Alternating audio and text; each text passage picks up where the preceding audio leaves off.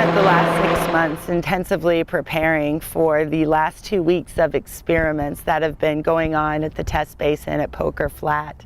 After UAF was selected to be the home of the test basin, Bob Perkins with the Institute of Northern Engineering designed the basin to meet the specifications from our partners at SL Ross. The basin needed to be a 300 by 300 foot square that could hold 6 to 10 inches of water for the experiments. Better Way Construction of Fairbanks, Alaska performed the earth moving, and Alaska Tent and Tarp installed the 3 liners in the basin. The first liner of geofabric was for protection from the ground surface itself. The second liner was the water impermeable membrane that would create our pool, and the third liner was another layer of geotextile to protect against moose damage.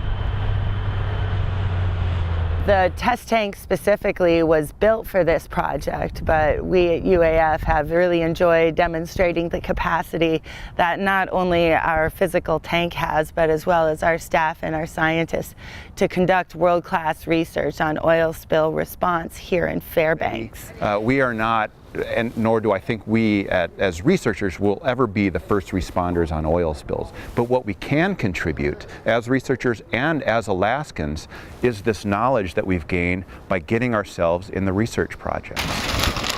One of the experimental requirements was to have 10% of the basin's surface area covered with ice to impede the movement of oil and herder in an effort to mimic similar Arctic conditions. With the help of an amazing student workforce, UAF constructed over 350 icebergs in the test basin during the spring of 2015. That's how it's done.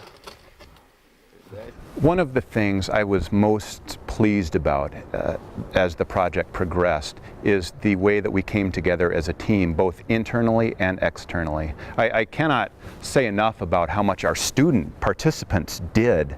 We had undergraduate students out in the middle of winter at 30 below making icebergs. As the testing period progressed, the icebergs were ultimately replaced with stainless steel rings that performed the same function.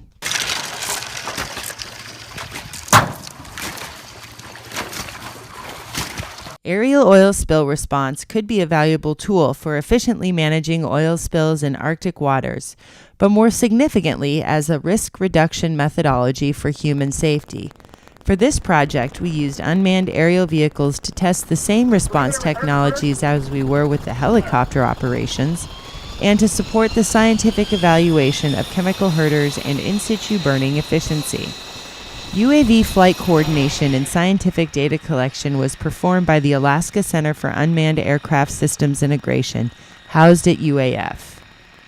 There's not a whole lot of places where you can actually spill oil in a large enough area where you can attempt to use helicopters. We've done lots of tests, even in the Barents Sea, with small boats and handheld igniters, but this is the first time ever we've tried applying them with helicopters and then igniting with a helicopter.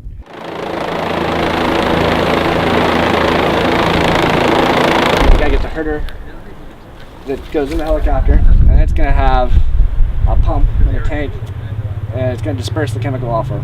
So got a reel with a hose, 100 feet. They lower that, and we encircle the oil so it grips together, and that's basically what they're testing.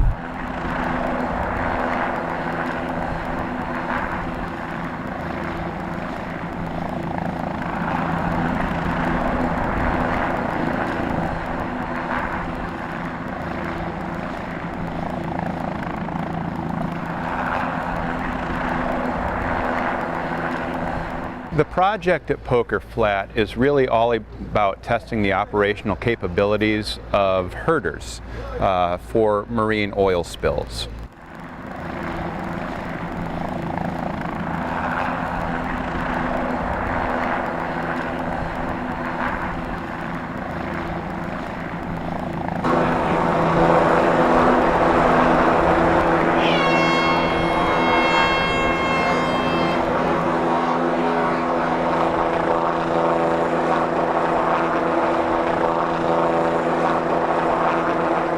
Herder is a surfactant. Surfactant means surface acting agent. surfactants are common chemicals used in dish soap and whatnot. So it is essentially something that you add to the water.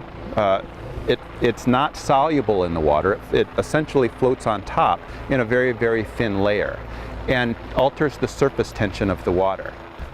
We know quite a bit after 12 years of studying herders, but we'd never tried actually applying a herder with a helicopter or lighting the slick that's been herded with an aerial ignition device dropped by a helicopter.